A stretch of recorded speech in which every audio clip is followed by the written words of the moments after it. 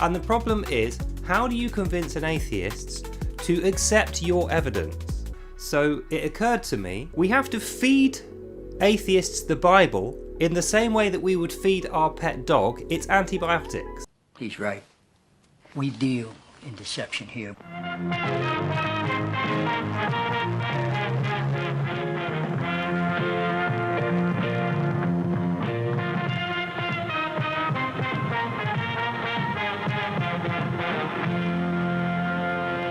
Welcome back everyone to Bridge the Divide, where I examine irrational beliefs, the irrational behaviors that often follow, and how we, with education, rationality, and reason, can bridge the societal divides that they create. Today, we're going to take a look at a video from the channel Daily Corvid, which is an interesting channel given that it's still fairly small despite the host having punched out over 1,000 videos, all while sitting in an office with a color palette so disparate it would probably cause a mantis shrimp to have a stroke at a single glance.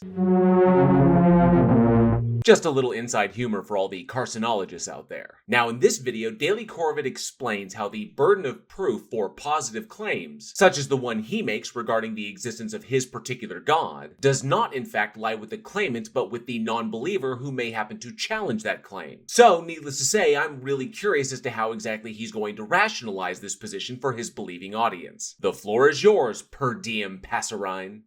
Atheists often argue against the holy man, the religious Christian, and they say, don't make claims to me that you can't validate.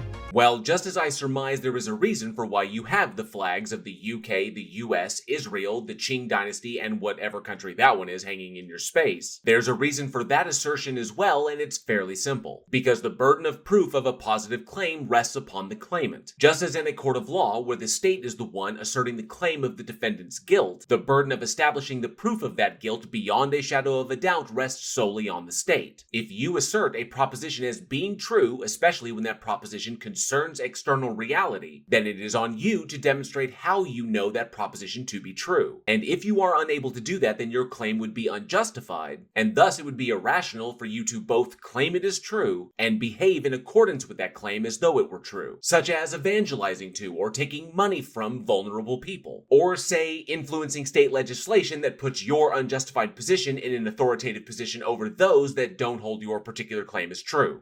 The onus on validating a claim is on the claimant. Like I said, it's a pretty simple concept. Therefore, if you make a claim, you have to validate it. Otherwise, it's false. Okay, that's where you're wrong. Just because a particular claim cannot currently be validated does not logically entail that it is not true. It could be that validation of the claim is not currently possible, due to such things as technological limitations or time constraints, in which case the assertion would remain an unfalsifiable hypothesis. We actually see this every day in the legal system with the advancement of DNA sequencing technology, which has led to criminal convictions sometimes decades after the crime. So it doesn't mean your claim is not true, just that a state of true or not true cannot currently be determined. The important thing to remember here is that your personal intuitions or feelings alone regarding a proposition about external reality being true or not true are completely irrelevant. But this is very illogical. Right, I just explained how, because it doesn't logically follow. But as irrelevant as my experience-backed intuitions may be, I suspect you think it's illogical for a completely incorrect reason. And it shows that their theology is weak.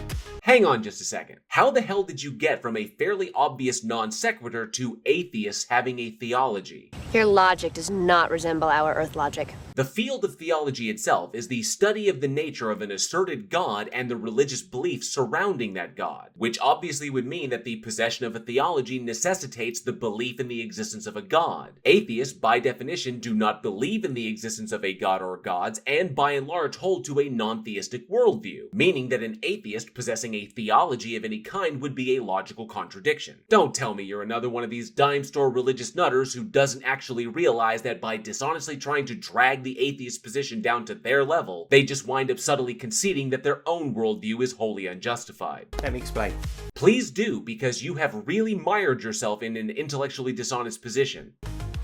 If I make a claim to you, say I just woke up just a minute ago to make this video, and I say, I had a dream. In my dream, I saw an elephant with 7 heads.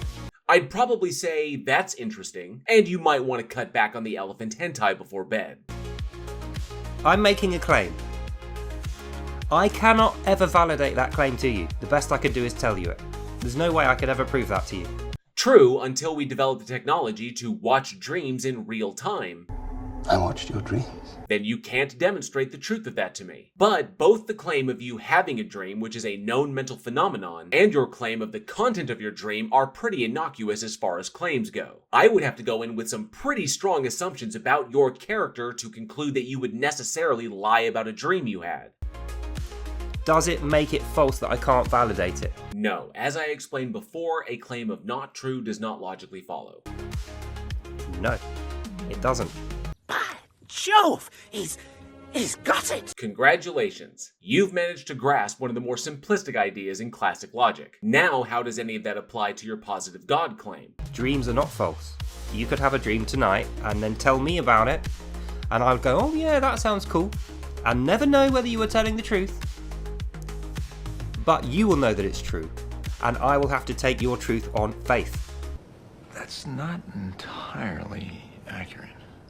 I think I see the issue here. You're making the common theist mistake of conflating faith, which is emotions-based, with confidence, which is an evidence-backed position. In this hypothetical scenario of a person making a positive claim about a dream they had, both the claim of having a dream and the claim as to the contents of the dream are pretty far down on the incredulity scale. First, I have evidence-backed confidence that human beings do dream. Second, I have evidence-backed confidence that the content of dreams can run the gamut from the utterly mundane to the abstract to the truly weird. And I'm talking orders of magnitude weirder than your 7-headed elephant dream. Ugh, I thought I was done with those crappy dreams. That was a weird one. Great, you can read my mind. Ignore me!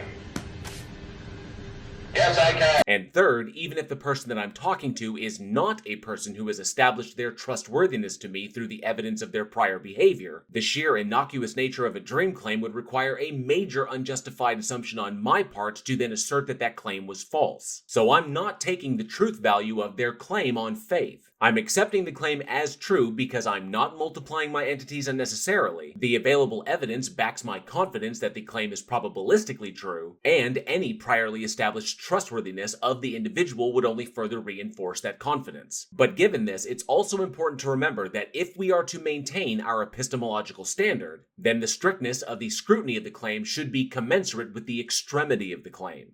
Extraordinary claims require extraordinary evidence. So we know faith is useful for a discovery of truth where we cannot validate a claim. And that, my quotidian jackdaw, is demonstrably incorrect. Faith is not an epistemological tool, because there is no reliable way to derive truth from a faith position alone. You must have evidence to justify pushing that needle. But it's not as if this claim cannot be validated. Hang on a second, are you talking about dreams still, or are you finally talking about your God? If you take your prayers to Jesus, Jesus will answer you.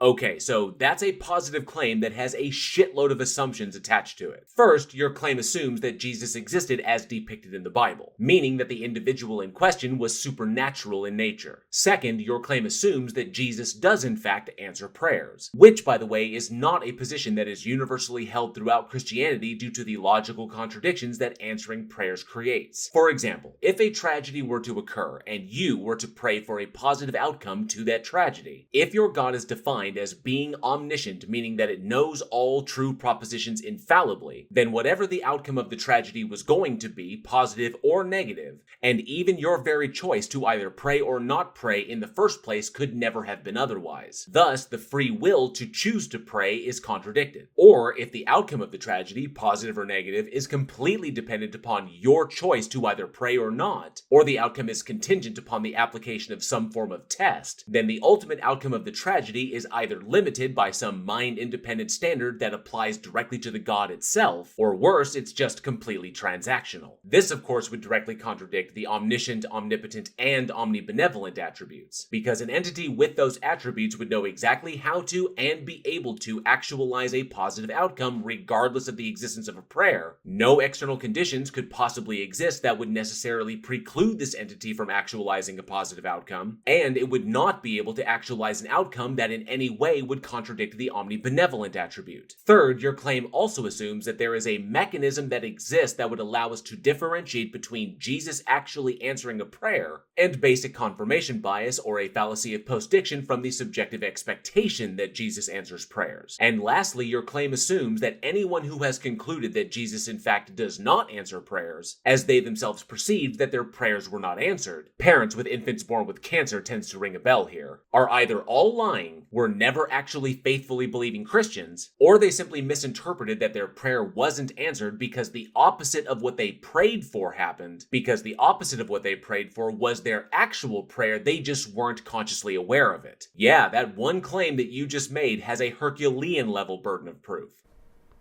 So the onus on proving God is not upon me, it's upon you.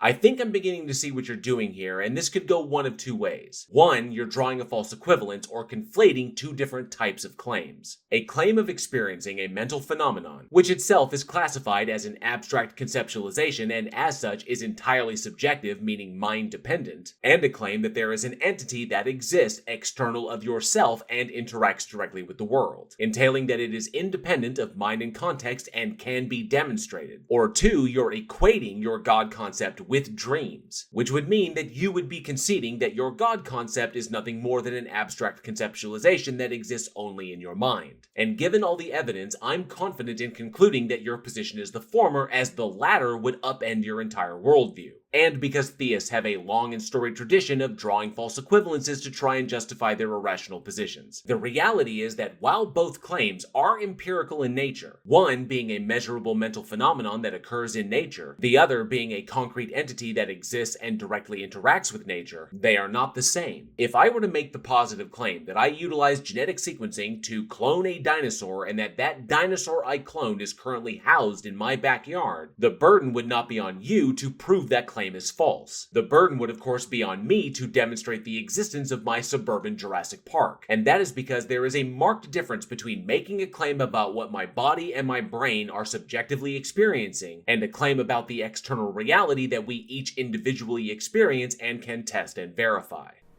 You are the one that needs to take your prayers to God. Then pray and he will answer you.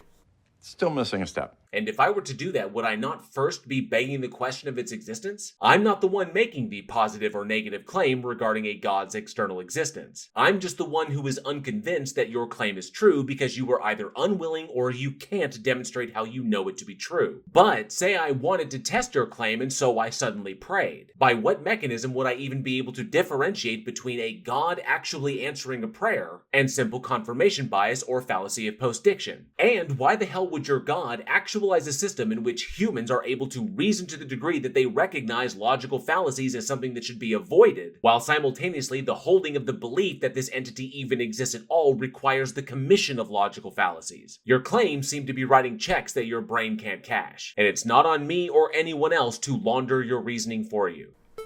I can't do that. Well, if you can't do that, then why are you claiming it exists at all? How can I prove God to you? Because the claim of existence is itself empirical in nature, then I think the best way you could do that would be to provide a model that successfully makes novel predictions. And again, that would be on you because you're the one making the positive claim. If I could prove God to people, they'd all be worshipping me.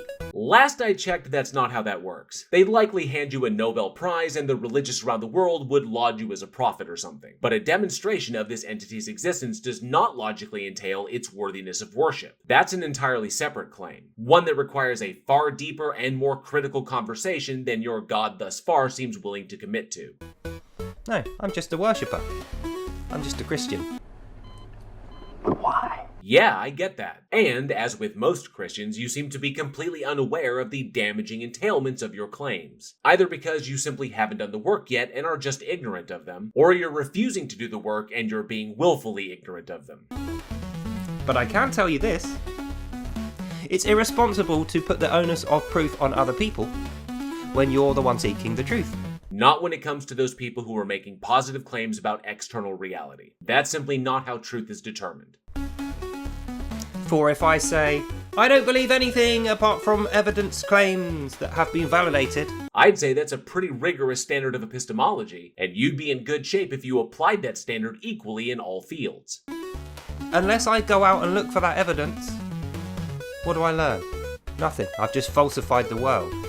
And in falsifying the world, I learn nothing. I am ignorant, and I root myself into ignorance, and I will learn nothing forevermore.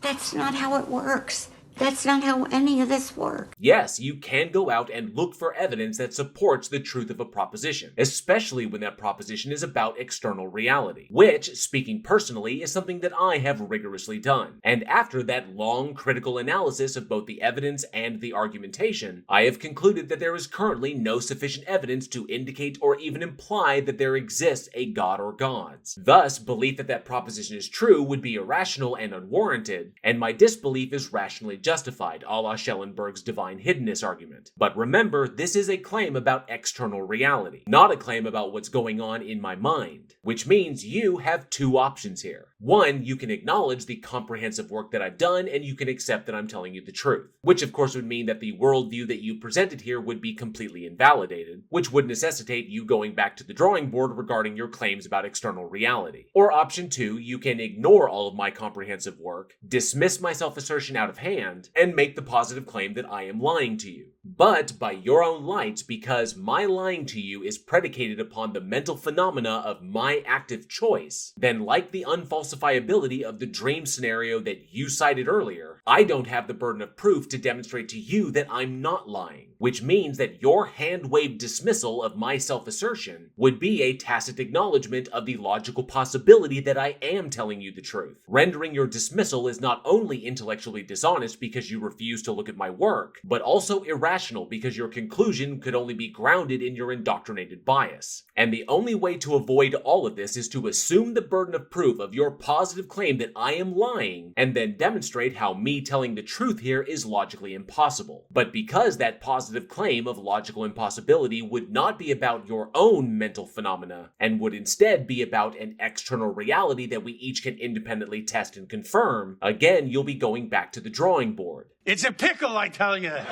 Now, this little logical exploration reveals some things. The first is that there is a world of difference between claims about oneself, which are essentially just self-identifying statements, and claims made about the external reality that each one of us subjectively experiences and can independently test. The second is that allowing bias, whether about individual people or reality in general, puts us in a very difficult position when tasked to defend those conclusions when challenged. The third, and the worst, is that your entire presentation here has been nothing more than your subtle way of trying to kill the conversation in its crib so that you don't have to have it. Maximum effort. And the tactic that you're using to try and accomplish that is to slyly shift the burden of proof by asserting that non-believers must simply be willing to ignore the possibility of confirmation bias, that they must ignore the various methodologies that we have spent centuries developing that would allow us to eliminate that confirmation bias and avoid other fallacies, and that they just have to accept the proposition as being true on faith alone with zero evidence or justification. And then you topped the entire willfully ignorant package with a loosely tied false equivalence fallacy in the vain hope that no one would notice. Suffice to say, it may be time for you to head back to the drawing board. So, in conclusion, is the onus of proof on the person making the claim? 100% yes, the burden of proof is on the claimant, especially when that claim is about external reality. If it's a scientific claim, yes. Most definitely. Correct. And since your positive claim is that a god possesses the first order property of existence and interacts with reality, then that claim is empirical in nature and can be put to the test. Otherwise, you'll have to concede that your god concept is nothing more than an abstract conceptualization in your mind, which is likely why your entire video has been nothing but you grasping for any excuse possible to not be confronted with that logical possibility. But if you don't validate claims yourself, you will never learn truth. Like I said before, I have gone after that claim that you're making about external reality, and my conclusion is backed by evidence and supporting argumentation, not to mention the fact that there's no logical contradiction in a god entity not existing. In other words, I can back up my claims and demonstrate how my conclusions are rationally justified. But something tells me that when put to the actual test, you might not be so willing to hold yourself to your own asserted standard. So, is the onus on learning truth on someone else?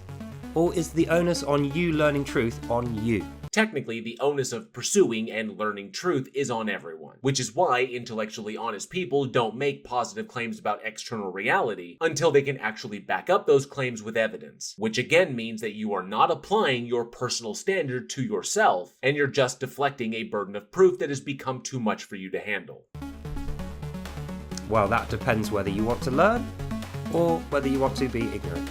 A decision, as evidenced from your presentation here, you certainly have already made. And we're going to go ahead and skip this last little bit because it's just him reiterating his intellectually dishonest attempt to escape his burden of proof. Now, I think the best way to bridge the divide here is to establish some important points that I think everyone should always remember. First and foremost, there is a distinct difference between faith and confidence. Faith is emotions-based and confidence is evidence-based. A common tactic for more dishonest individuals is to conflate the two in order to smuggle in other things. Second is that it is important to have a consistent standard of epistemology and that it should be applied equally to all things. And lastly, the quality and quantity of the evidence required should be commensurate with the extremity of the claim. Not all claims are equal, and someone trying to convince you that they are is probably trying to convince you that abstract conceptualizations are as concrete as the oblate spheroid that you're standing on. Shout out to MC Toon and the boys for completely destroying the flat earth during the final experiment down in Antarctica, which, by the way, regular Rook, is another fantastic example of how we test claims about external reality. Perhaps now is the time for you yourself to go demonstrate yours. Thank you all for watching. I hope you enjoyed the video, and if you did, please like, share, and subscribe, and hit that bell for notifications. And be sure to leave a comment below. I love reading your responses, and those interactions help with the dreaded algorithm. Don't forget, January is National Poverty Awareness Month. A link to where you can support these important efforts is down in the description. And if you like what you saw here and would like to support this channel further, the links for channel membership and to get yourself some official Bridge the Divide gear are also in the description. Once again, a massive thank you to each and every one of you for your continued support, and as always, be safe,